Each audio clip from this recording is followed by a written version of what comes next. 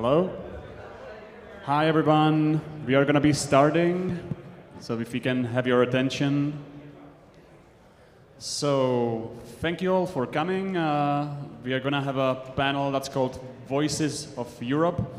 It's not really going to be a panel discussion. It's more of a updates, topics from the individual countries that our panelists are from or that they operate in. So it's not going to be really a panel discussion, but more of a, I think, about 10 topics, updates from the different countries. To start, I'm going to just briefly introduce or do you want to introduce yourselves?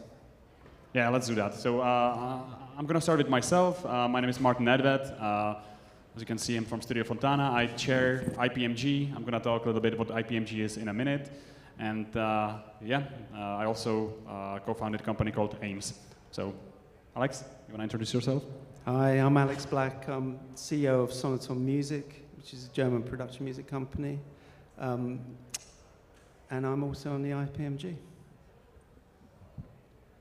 Hi, I'm Anselm Kreuzer from Germany. I'm co-CEO of Music Sculptor, Germany Production Music Library, started in 2018. I'm also an author and also representing authors in Germany, so I have a position embracing all sides of production music. Sorry. I'm Michael Cromwell, VP of Creative and Licensing at BMG Production Music in the UK. Hi, I'm Juliette Metz. My company is BAM Music in France, and I'm at IPMG with Martin. I'm also at the board of SACEM, the French PRO, and the chair of the French Music Publisher Association. Morning, my name is Johnny Phelan. I work at ICMP, and ICMP represents music publishers both at national level, so such as Juliette's mentioned, the Music Publishers Association of France. We have 75 other ones around the world, including the NMPA here in the US. And our job is to support the work of the music publishing sector, of course, but of course the IPMG, who are members at ICMP in production music, is a tremendously important and growing part of our work at a trade body level to defend rights and grow value. Great, and Johnny forgot to mention the most important thing, that since yesterday evening he is the ambassador, as he was named. Thank you very much to the PMA. Thank you. So I don't know if we call him a Sir Johnny now. I don't know how that works, but we don't do well with that kind of stuff in Ireland. Perfect. All right. So a little bit about IPMG. We are International Production Music Group. We are, I would say, the younger and smaller brother of PMA, who we try to model ourselves after. We operate mainly in Europe, but we also have members from Asia or Asia Pacific. We are pretty much production music ex-US. We work very closely with PMA. You might have heard, if you were yesterday here at the membership meeting, we work very closely with PMA. We have annual board meetings that are really interesting. They run for 4 or 5 hours. We cover a lot of topics. We can maybe discuss a couple of them. As IPMG, we have members, around 60 members now. They are publishers, so we are publishers only, both original publishers and sub-publishers. We mainly are a platform for discussing common topics, common problem. We want to help our members and our member production music associations in the different countries, help them with their PROs very often, with broadcasters, with the problems that they might be facing. We have a number of active projects right now. I'm going to mention a couple of them. One project that we are now doing for our members is trying to negotiate a common E&O insurance, because for a lot of our members in Europe it's very difficult to get E&O insurance. It's mainly because of US that we need it in the first place, not really because of Europe. So that's something we have been doing, and we have now found the broker and insurer that we will be introducing to our members. So that's one of the latest things. We also are working on lobbying neighboring rights societies. So that's a topic I wanted to cover today as well. There's a lot of problems. out of you here, how many of you know about neighboring rights in general? Not everyone, but it's better than 5 years ago. Then it was pretty much no one, so it's getting slightly better. It's of course a topic that's more important in Europe because you don't really have them here in the US, at least not on TV broadcast. But in Europe and the rest of the world, it's an important source of revenue. It works very similarly to performance revenue of the copyright. And in some European countries, it's very important revenue stream. It can be 1/3 of the copyright performance. And in many countries in Europe, we have problems with the neighboring rights societies not paying out to production music or paying out to production music and on much lower rate than to, let's say, popular music. So it is something we have been working on for many years. It's pretty much a never-ending issue. Right now, we have active, I would say, situation in 5 or 6 countries. It's in Romania, in Bulgaria, in Croatia, in Hungary, in Spain, and I think we might want to start doing something also in Sweden. So it's a very, very important topic that if we are successful in lobbying the changes of distribution rules, that could bring millions to tens of millions additional revenue into production music. So it's really a topic that's important for everyone because that raises the water for the whole industry. So that's neighboring rights. That's something we are very actively involved. The other topic that we cover quite often is allow listing of UGC content. I don't know whether that's an important topic for most of you, but for a lot of the sub-publishers, it's very important, and it's I would say, problematic part of their work with having so many catalogs and so many different UGC monetization partners. It gets very tricky to do that properly. So we are trying to see if there are ways to streamline that across the different UGC partners, the monetization partners. So we would ideally want to get to a state where there would be some kind of a technical system that would allow original publishers and sub-publishers to be able to list their content or the content that they represent for the territory from one place and do it for all of the content that they represent.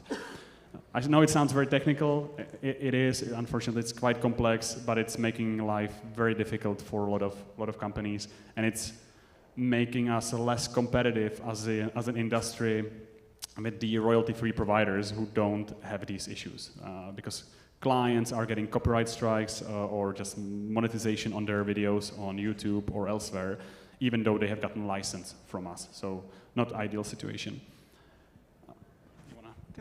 Can I just add something there? Can we have a show of hands for who has which companies have their own CMS system in the room? You mean for the UGC monetization? Yeah, for UGC monetization. There's one hand. There's one hand. So I mean, not that I don't have all the facts, but if you're monetizing on YouTube and if you're in a collective CMS with a lot of other catalogs, then one of the problems within clearance is actually that if your channel is cleared, it's cleared for the whole CMS, from my understanding anyway. So this problem is a widespread problem for all of us, and the push has to be to get the companies involved with managing CMS systems and Google itself to kind of improve the way the system works. So each catalog has to have its own CMS, or that there is a way to differentiate which catalog is clearing a channel or whitelisting a channel, and that channel isn't whitelisted for everyone. So that's just an important aspect of what we talk about within this group. Yes, thanks for that. I'm just going to briefly cover 2 more things. They are both related to Spain, because it's a beautiful country. The first thing is this year and last year we were involved as IPMG in, I would say, lobbying and fighting proposed distribution rules changes in Spain. It was a potentially very dangerous attack on production music. It wasn't aimed specifically at production music, but it was the distribution rules would have made production music lose a lot of money, a lot of revenue from TV broadcast.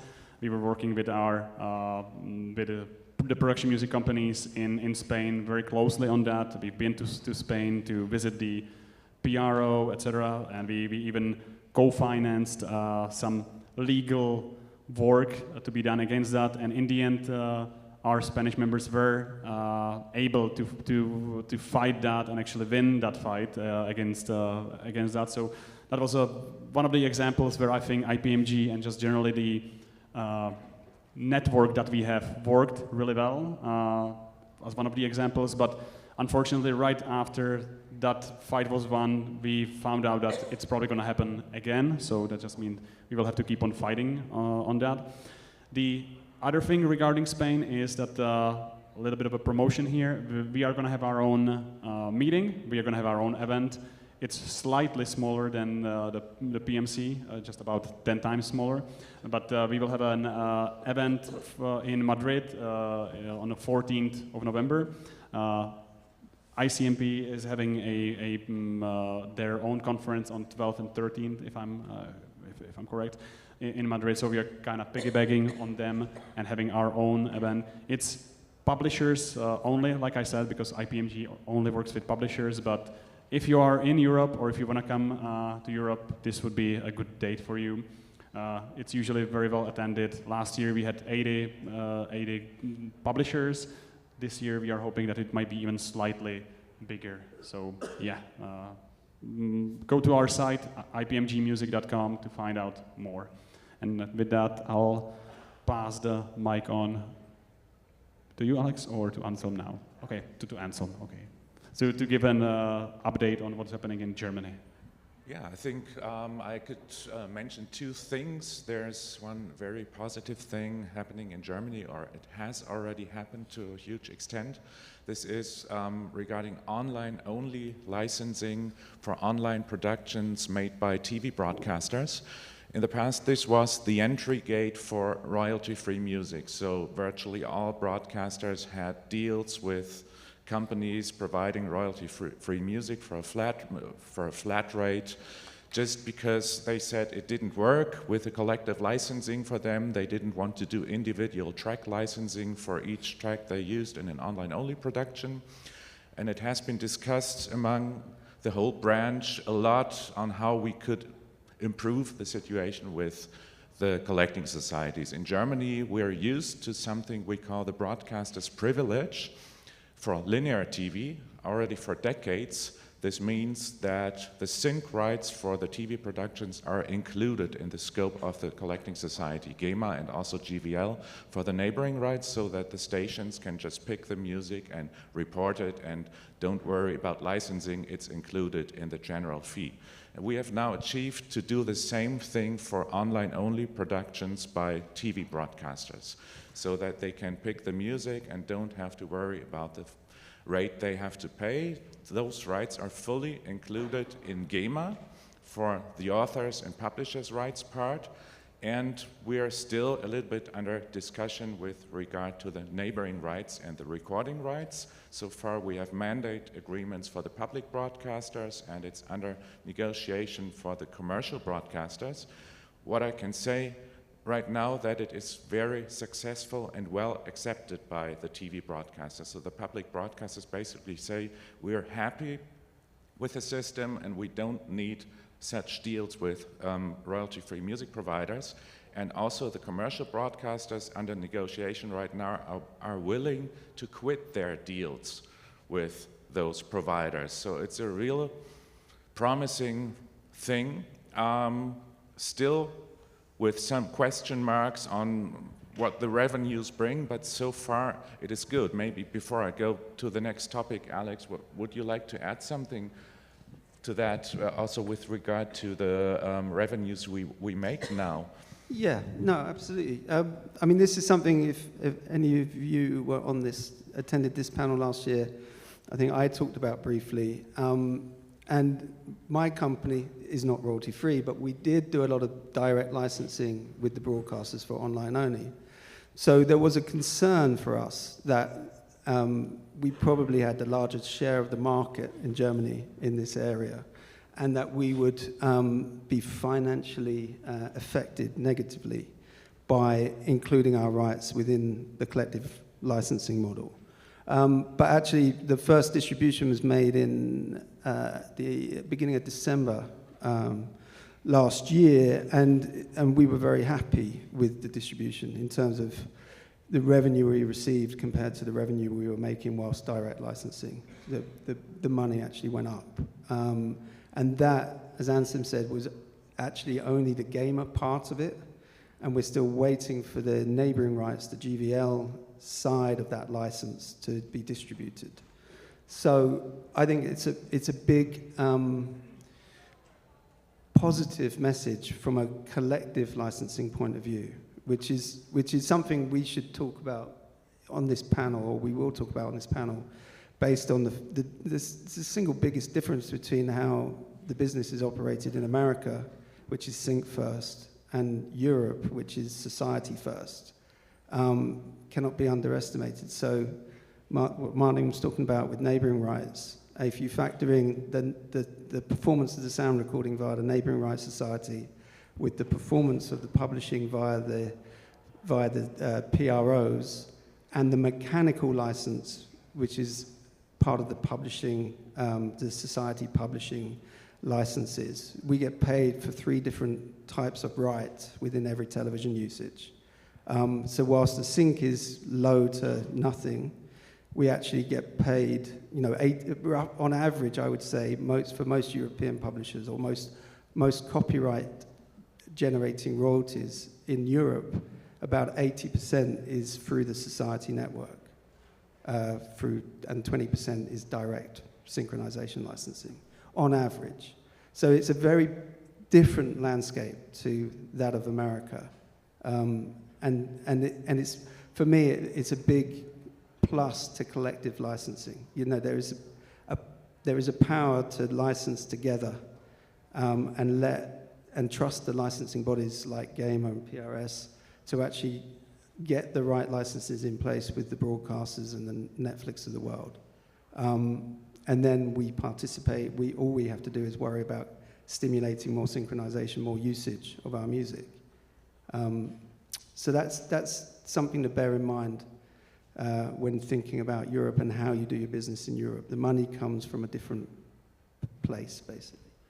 And it's also a huge creative success, because we hear creatives like producers from TV broadcasters complain about the situation where they had to use certain providers of royalty-free music because they were limited, and they said this, and the management of some TV broadcasters said, okay, well, this was for a reason. If we have a good solution, we are willing to quit those deals and to expand the scope of music to the PRO repertoires, and we would be happy with it. It just needs to work. And this is maybe something that is encouraging also for other collecting societies to consider that it is possible to turn the wheel back and to regain the market, because sometimes it seems like it is lost already. What can we do? But convenience rules.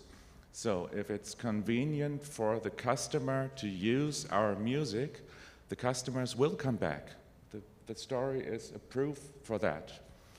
Yeah, maybe this on that topic, and the other topic is, I should say that I'm very happy, especially in Germany with GEMA, that we are in constant exchange on things. This has not been this way always, because the past was sometimes like, okay, the collecting society sets a rule and the industry has to adapt to it, and this has now changed. And there's one topic where we are in discussion right now. This is mechanical claiming.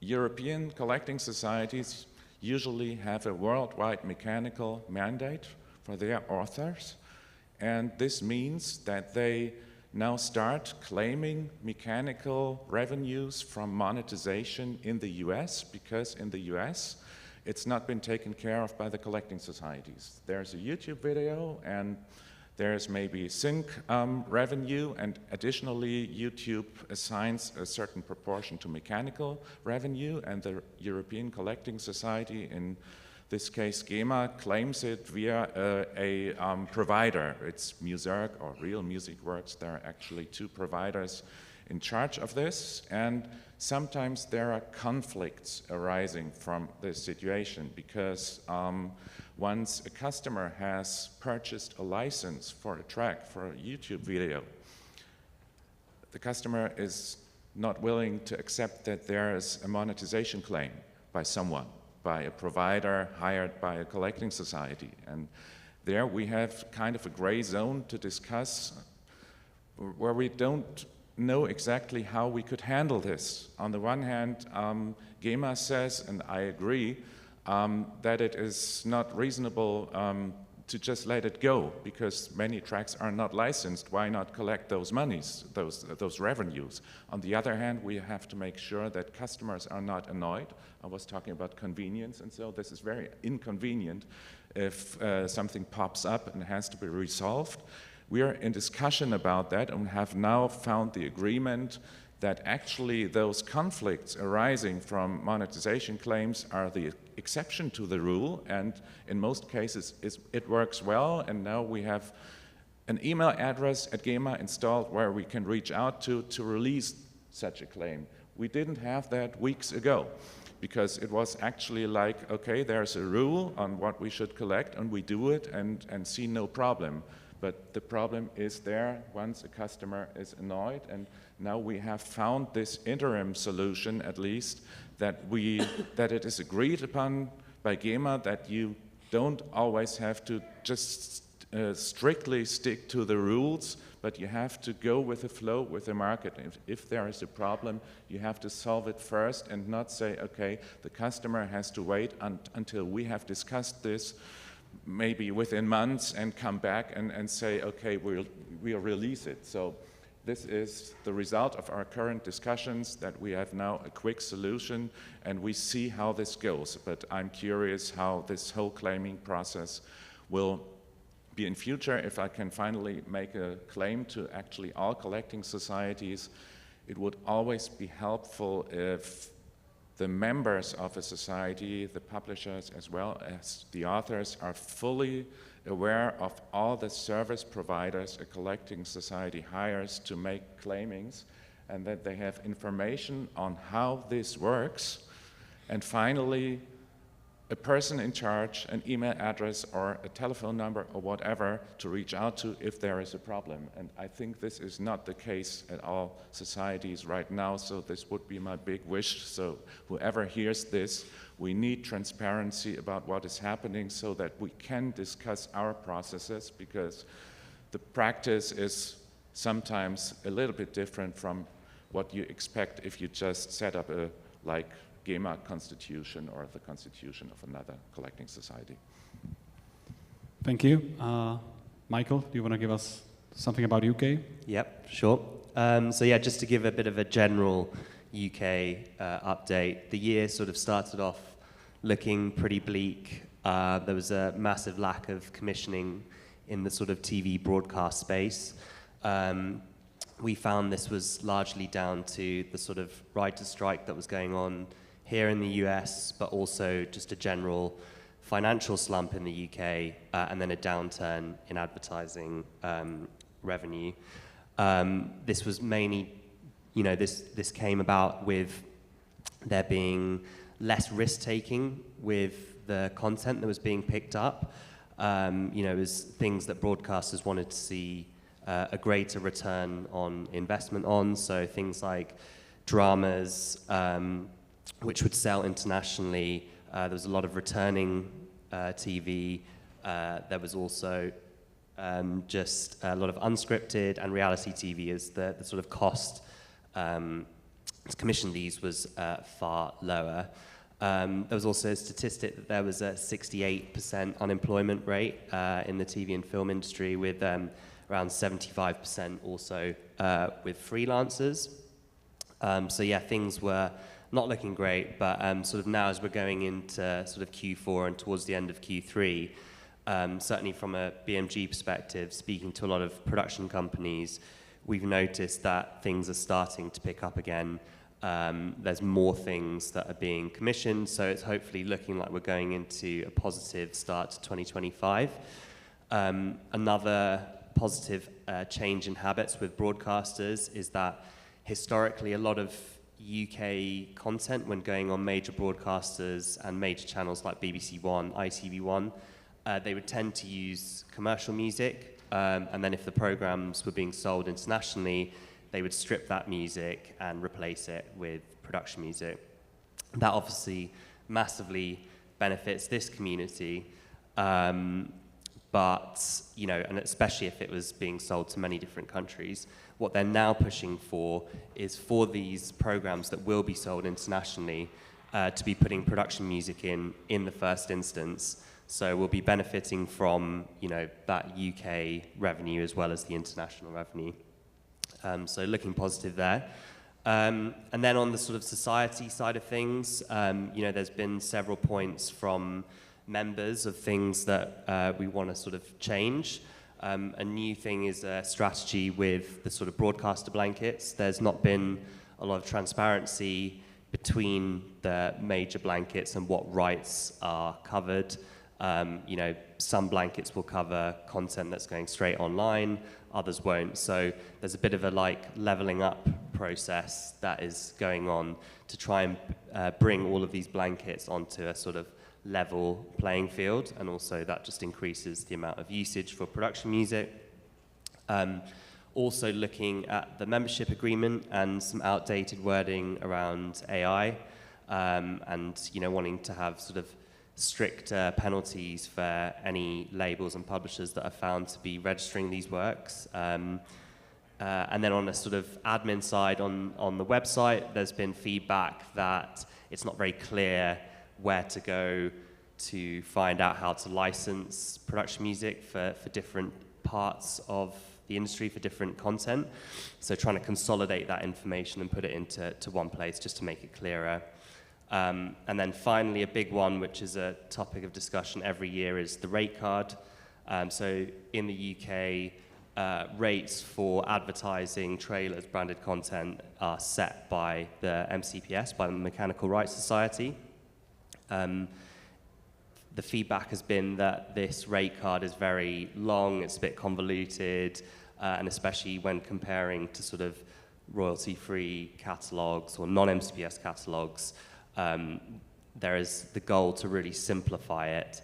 So this is something that's being worked on at the moment with the sort of intention of having this ready to go for next year.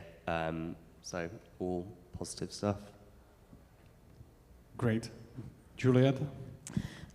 Yes. What I can say about France, first, we have a very intense push from broadcasters, TV broadcasters, with the building of their own libraries. One of them, TF1, some people are there representing their catalog, have done that for years and they are established, but the other TV broadcasters were not that advanced, and now they are really pushing hard. So that's quite worrying, because you all know that if doors are closing at one point, there's an issue to place our music. But we are trying to talk with the authorities, with the Minister of Culture, to see if there's something that could be done to, I don't know, have some quotas or things like that. That would be great. To be able to see how much room we still have, and if there is really an impact on that. We are working with BMAT to have a new survey, because we had one for France, a report in 2029, and we are working on a new one to be able to compare and see the impact, which is important to always important to have figures.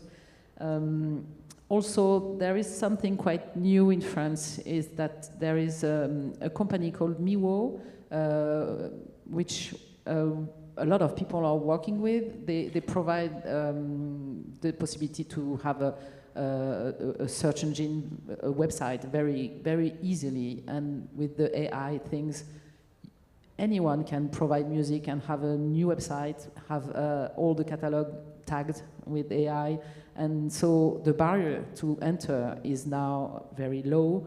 And so I can see a lot of companies, traditional publishing companies, not production music, building their own search engine. And also there is a system where you can receive briefs from ad agencies. And so, yeah, we are more and more, receiving those briefs. So it's diluting, and that's not a nice trend.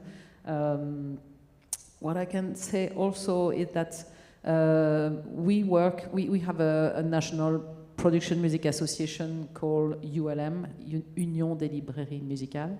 And we work very closely with SACEM, and as I'm member of the board, I try to use this position to help. We now have a full day of exchanges, which is planned in October, where the first part of the day will be SACEM presenting what they are doing, how they collect, how they distribute, and explaining some rules, but applied to production music, because we very often have presentations, but they are for all members and not specific for our industry, and we have specificities.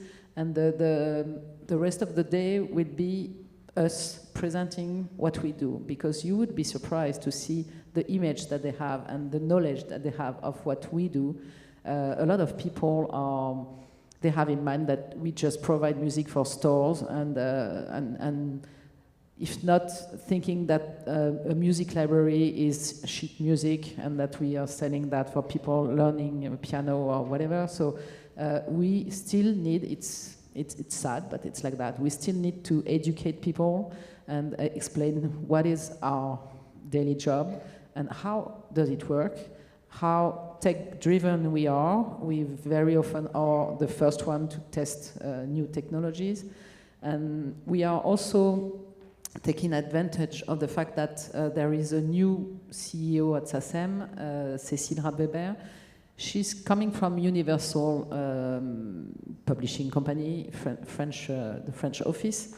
She's someone coming from the business, so she knows, of course, Universal production music, she knows what it is and how it works, and so it's very useful. She was there in your video yesterday and saying how production music is important, and it's really, she's an asset for us because she knows what we do, and there's a lot of changes within the company with new people, and we are trying to talk to them and try to make them help us. I had a lunch the other day with the woman who is in charge of the distribution at SACEM, and the other guy was the guy in charge of IT at SACEM, so big names. And I was just complaining, it's not normal that we have to pay BMAT, sorry BMAT if you're there, I wish you the best, but it's not normal that we have to pay BMAT to ensure that we get money from SACEM, and we have to prove how our music is used. And they were looking at me, how come? Yes, that's strange. And they were talking to each other, but shouldn't we do something about it? And I was thinking, my God, maybe it will happen. And they were just chatting, oh yes, but they could provide us some, BMAT could provide us some data, and you have the knowledge of the money was coming in, and I think that there's new thing that could come up, and really we need to still continue lobbying. It's really, really important. And about lobbying, we've had the chance that someone at the board of the PMA gave us last year an example of the agreement that Disney is providing, asking for to take out all SACEM members, SACEM composers or GEMA composer, etc., because of the broadcast mechanicals. And I took this agreement and brought it to SACEM and asked them to do something. And they went to see Disney in LA, and And obviously Disney is very proud of what they are doing, but it went to the European Commission after that, and I will let John explain what happened, but I think it's part of what we do, the lobbying, trying to help our community. Thanks, Juliette. Yeah, so just on that particular point, obviously ICMP as a trade body is essentially an advocacy group, a lobbyist on behalf of the industry. So in terms of those buyouts, as they have been sort of come to be known, we don't want to see music devalued in any shape or form, or the cutting off of royalties for creators and companies. I think we want to put a finer point on that. You know, there are legitimate buyouts, you know, advances to composers who are starting out in their career to get them started. That's a very, very different thing than, say, Disney or Netflix coming out and buying out, you know, things globally, flat fees, low fees, using their leverage. And it's those kinds of very nefarious negotiating practices that we want to see eradicated and cut out. Both we're pressing on a commercial level for those kinds of things to be called out for what they are, but also at a legislative level as well too. So in Europe, you've got very complicated legislative process, but essentially the good end result of that process is that it governs 27 very large markets. And so the European Parliament, which has just been elected in June for a 5-year term, will be examining this questioning about contractual laws, provisions, and specifically buyouts. So that will be an interesting topic for the years ahead to see whether the EU will legislate in that area. So that's the kind of things that we do, and also just Juliette mentioned as well too about the difficulties that many production music companies have in recognition of the usage reports, etc. A big thing for us is promoting the use of content recognition technologies of all kinds in the broadcast and digital sectors. We do this in any number of ways. So there's a large market in Europe down to the southeast there, just shaped like a boot, where the public broadcaster is not reporting anything essentially, or very negligible rates of music usage on its public broadcast service. And so we're pushing very hard to make sure that the government mandates that broadcaster to use content recognition technology by default, so that production music companies can get better recognition.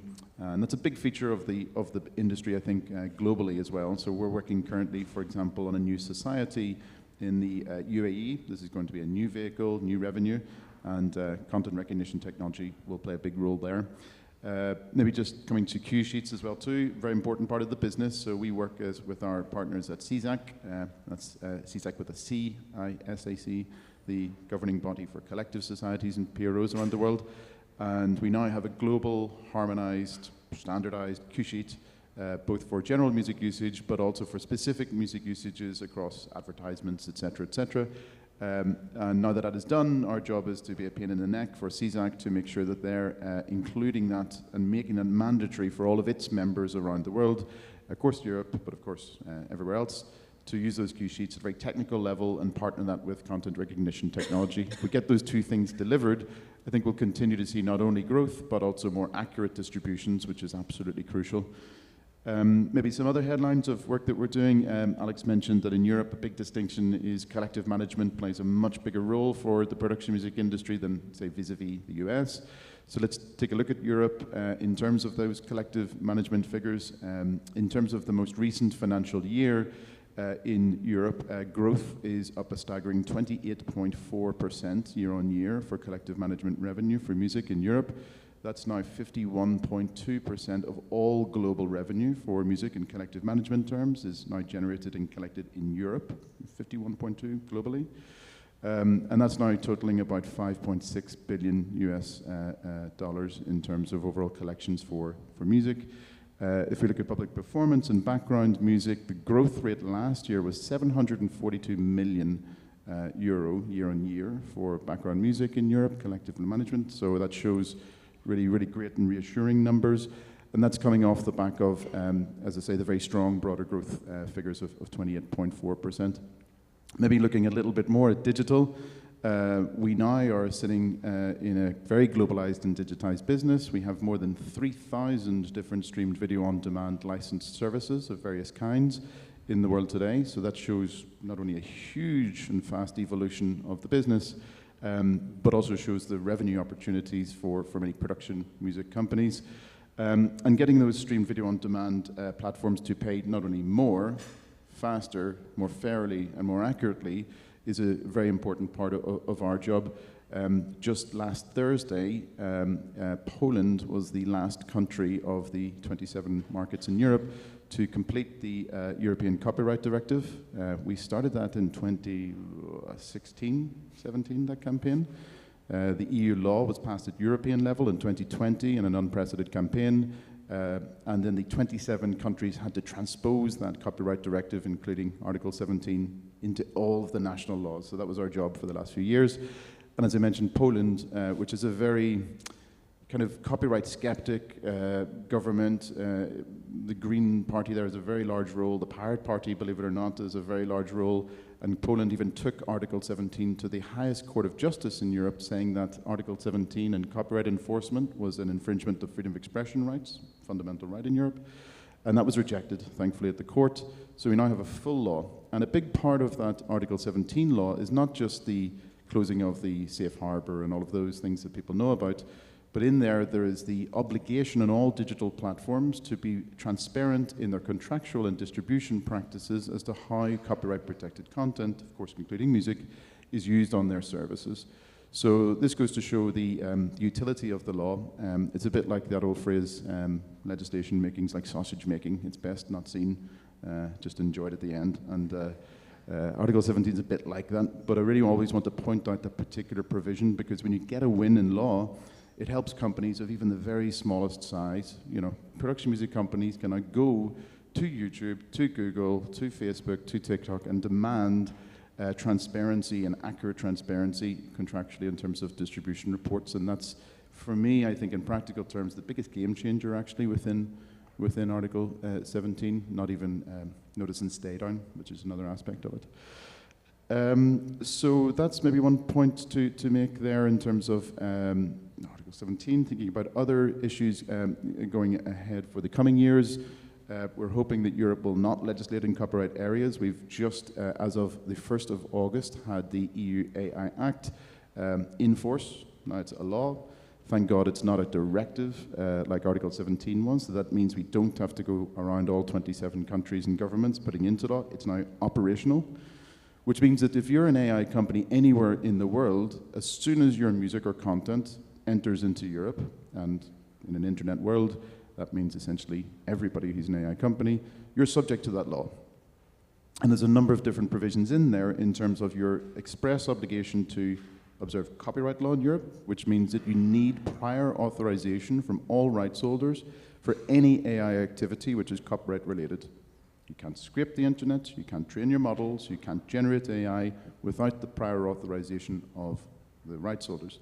And that was always true, but it's been doubled down upon in the legislation, and indeed they've built it in a number of different enforcement actions against any AI company which will breach that.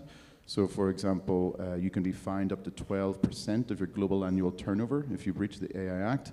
And if you think that that's a stick that the EU won't use, the EU just fined Google €4.2 billion 2 weeks ago for breaches of competition law. So we will encourage them to wave that stick and use it on AI in the coming years. And indeed on Monday, we'll be sitting in a closed room with our friends at Meta and Stability and OpenAI and the Commission to develop a lot of the practical elements of this EU AI Act and how it will be developed and enforced. So that's our work for the coming days and weeks. And maybe just on a technical level, on rights reservations, we have built this project, as some of you may know, I mentioned it earlier, of rightsanai.com, which is basically available to any rights holders, including production music companies, to legally restate your exclusive rights and to make sure that AI companies do not use your content without a license. That obviously is the case, that's the law, they can't do that. But this is a website which has a legally operational rights reservation. You can sign up to it, and then you can fill in your business information in the .csv file. And what that does is it helps AI companies with online content crawlers, scraping the internet, to see the .csv file, to see this business information, to couple that with the rights reservation, and it means there's zero excuse, not that there ever was, but there's zero excuse for any AI company to use protected content and music without a license. Further to that rights reservation project, we're working with DDEX on a rights reservation at a per work level. That is a project, because we also legally do not see the obligation on production music companies to reserve their rights at a technical level. It's up to an AI company to engage with that rights holder and for them to do the hard work. But that being said, as we go forward and as AI becomes more and more of a feature in the industry, having a per work traffic light, so to speak, as to what can be trained or cannot be trained will be very useful for prospective licensees, PROs, CMOs, et cetera, So that's a big project that we're working on with societies around the world. And maybe just to finish on another maybe positive note, platforms like YouTube today, we all hear doom and gloom, have 14 billion videos on that platform. It's now driving more than $7.8 billion US. That's one service back to the broader music sector.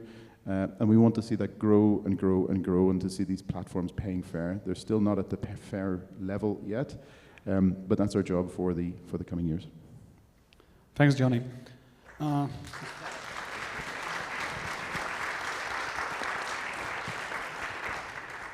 And that's why he's the ambassador.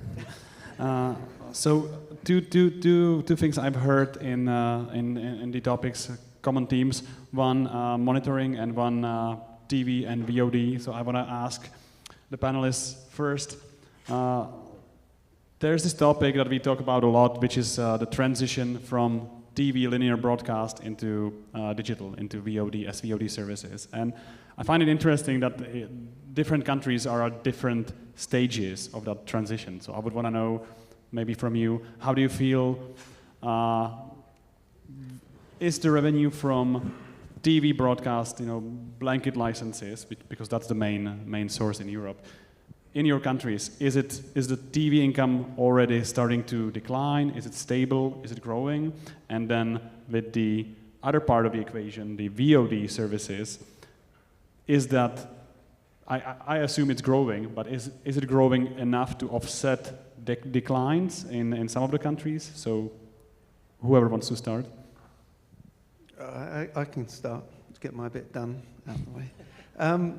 I think, so what I see in Germany, but also in our revenues in other territories, is that the traditional television revenues are holding steady. Certainly in Germany are holding steady, but you have to look at it as, in most of the European markets, you have private broadcasters and public broadcasters. And typically the public broadcaster won't carry advertising, and the private broadcaster obviously does.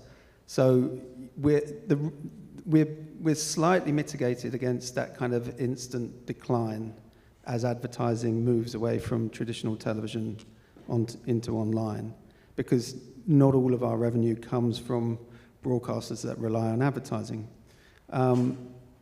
At the same time, we are seeing the rise in digital. Now, it's not quite where I would like it to be, personally, for my company, but we do see that the number is increasing significantly.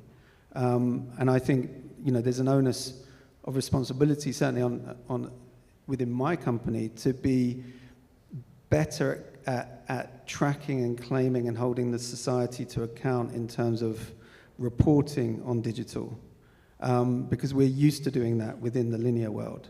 We're used to kind of using broadcast monitoring, we're used to getting cue sheets, and I think within the digital world, certainly if you're looking at the kind of Netflix, Apple, Amazon, it's really important to get cue sheets. That's certainly something I've taken away from this week's conversations I've had. The cue sheets are going to become, or have always been important, but I think now within the digital sector are vital in terms of if you're getting placements in programs, wherever you are in the world.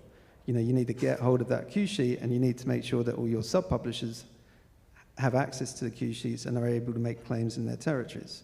So that's, for me, I think so far so good. It's a positive story. Traditional media is holding firm, digital is rising, so therefore overall the revenue is better than it was pre-digital. Certainly that's how I feel. Who wants to continue? Yeah, I'd second that. Just want to add that you always should be cautious to draw quick conclusions from one year to the other. So it can go up and down, and just because last year there was a little bit of more TV income than this year, this doesn't mean that there is any general decline. We had something like this when Corona was there in 2020, and the following distribution was a little bit lower. But then it was said, well, this is just the beginning of a development that will continue. After that, we had the best years in commercial TV ever, even better than before. No one was expecting this, so I would be very cautious to say how it will be next year.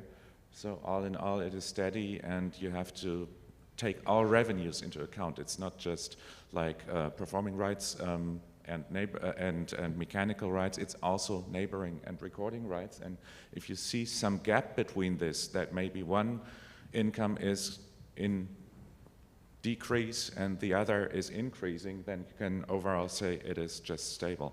And this is what it is in Germany, I would say. Michael? Yeah, from a UK perspective, I think, you know, certainly from our experience at BMG, TV has still remained strong, and I think that there's no real signs that that's sort of slowing too much, but definitely there's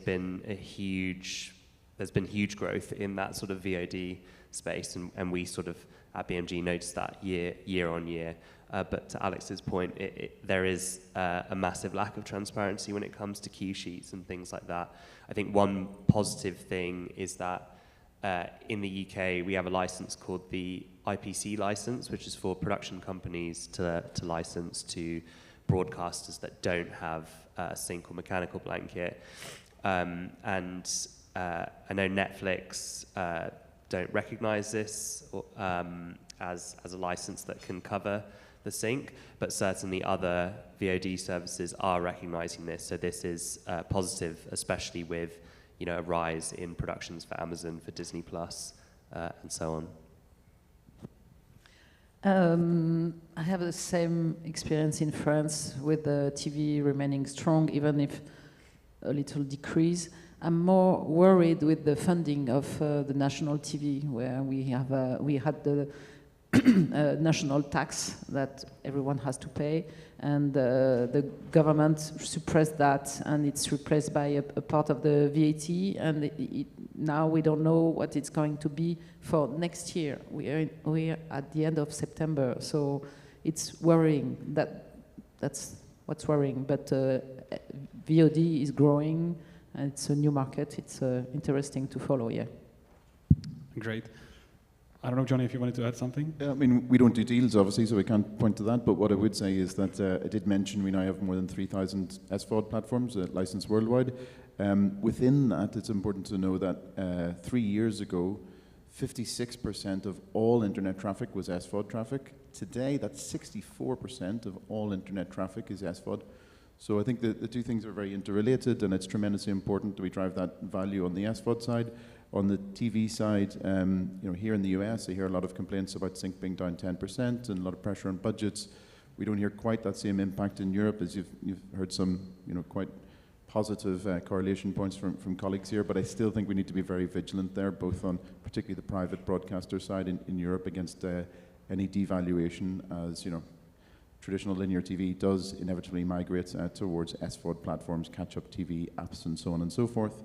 And one of the things we've done at ICMP is in a piece of legislation called the Audiovisual Media Services Directive, which is an important law all across Europe, that does two things. It clarifies that retransmissions online are, of course, requiring separate licenses and communicate to the public. And secondly, it introduces a broader political interesting thing, which is the introduction of quotas of music, which are European music. Now, how you define that is a technical thing, but it does at least provide a helpful basis for European music and European created content, very similar to the SOCAN provision just up north of here, for that to happen. And I think we're seeing a growing trend, actually indeed worldwide, of governments considering these kinds of provisions to help protect local industries and producers. Thank you. I think we have 5 minutes left, if I'm not mistaken, so maybe are there any questions from the audience at this point? There is one. I don't know if you have mics for the audience. It seems like we do.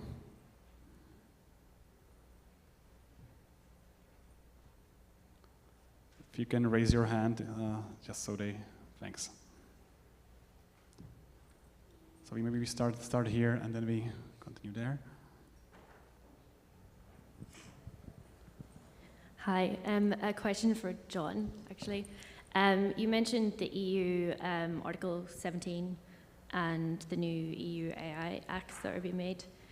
Do you think, obviously none of that's been implemented in the UK, do you think that's actually leaving the UK in a more vulnerable state where they're not fast enough to act on implementing new legislation?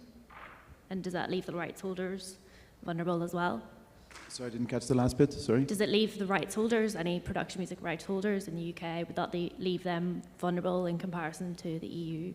Yeah, it's a great question. So just at a big picture level for everyone in the room, UK obviously left the European Union with the Brexit process. That is now complete as of 2 years ago.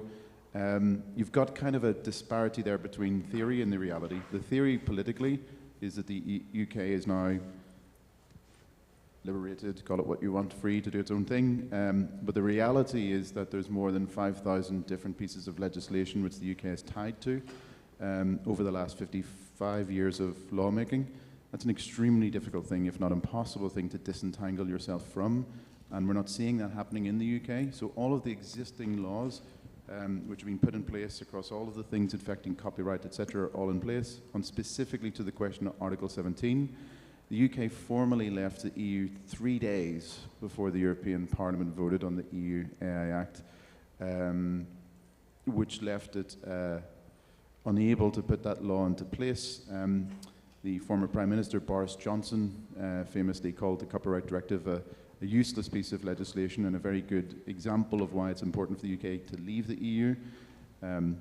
And that is just really unfortunate that, you know, politicians are so flippant about business and property rights and copyright.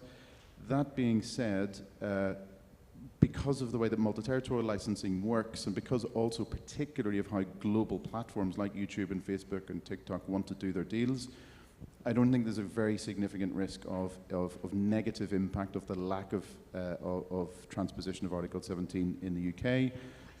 In the EU AI Act, that's a very different thing, because the EU AI Act introduces a whole suite of very different things, both transparency provisions, enforcement provisions for breach, clarifications on the liability of copyright. You're going to have a new template which will be published on the European Commission website, with AI companies must disclose what they're training upon, where they got it from, on what basis they got it from, what was the company they got it from. All of this stuff will not be available in the UK. And that's most unfortunate, but it's to be added to the list of why Brexit was a shockingly bad idea.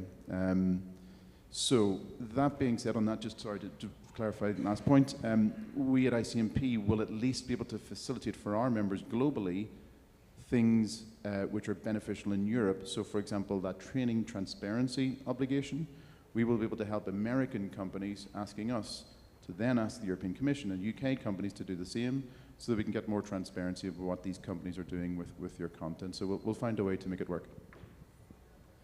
Thank you. We had one question there, I believe. Oh, thank you.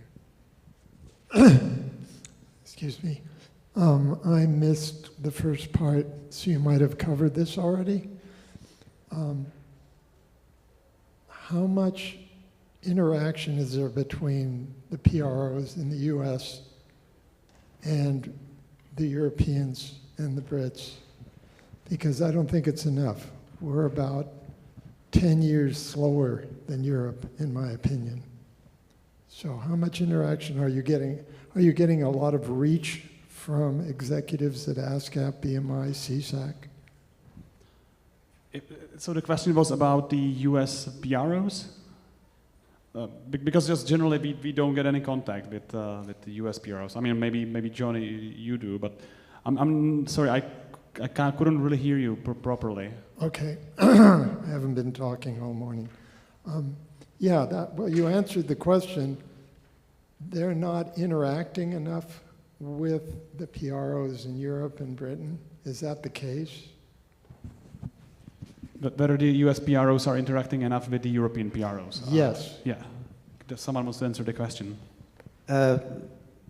My sense is no, they're not interacting enough. And I think there's a big because of the way the PROs work in America and the fact the non-exclusive nature of their membership, there is this kind of drive sometimes for global performing rights licenses and a lack of understanding within the American publishing community and PRO community and composer community and on how that would work outside of America, and especially we had this talk at the PMA board meeting on Monday.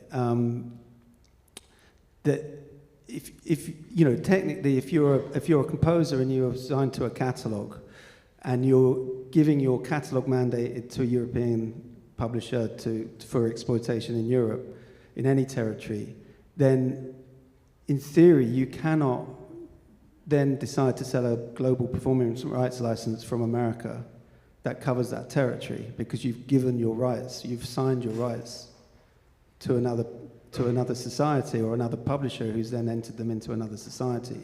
So there is a lot of disconnect, I think, and you know, in the last year or so, I've done some work around our copyright registrations in Germany going into America, and the disconnect in terms of royalty distributions from, you know, what ASCAP would pay our American partner to what ASCAP pay GEMA, who then pay us, is that the difference it can be quite stark.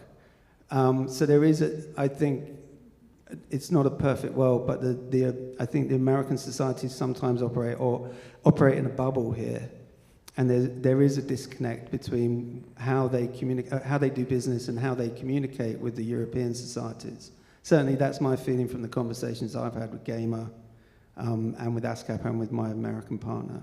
So it would be up to the catalog holders and composers to get on ASCAP, BMI, and CSAC to integrate better, because my opinion is that Europe is way advanced in terms of its support of its music artists. And the systems in America become problematic in terms of supporting the artists and the creators. So, yeah, I would agree. I mean, the biggest problem, as I see it, or the biggest challenge that you have in the American marketplace that the PROs seem to not have a desire or not have a grip on how to solve is that there is no mechanical right technically here, right? But it has been successfully established that there is a mechanical in every single stream. And all the American companies that stream content, when they want to do business outside of America, have to pay that mechanical right. So as Anselm was talking earlier, you know, GEMA are working at the moment to claim composer mechanicals in America, and they're having to do that via content ID when we're talking about YouTube, obviously. You know, the direction of travel, you now have the MLC here for audio streaming. The direction of travel must be that you must establish a mechanical for AV here. And that, in theory, or if you just think about it from a layman's point of view, that must come, or that should come, via the societies. Correct. Yeah, okay, thank you. Thank you, and I don't think we have time anymore, so thanks to our panelists, and thanks for the audience, and yeah, thanks everyone.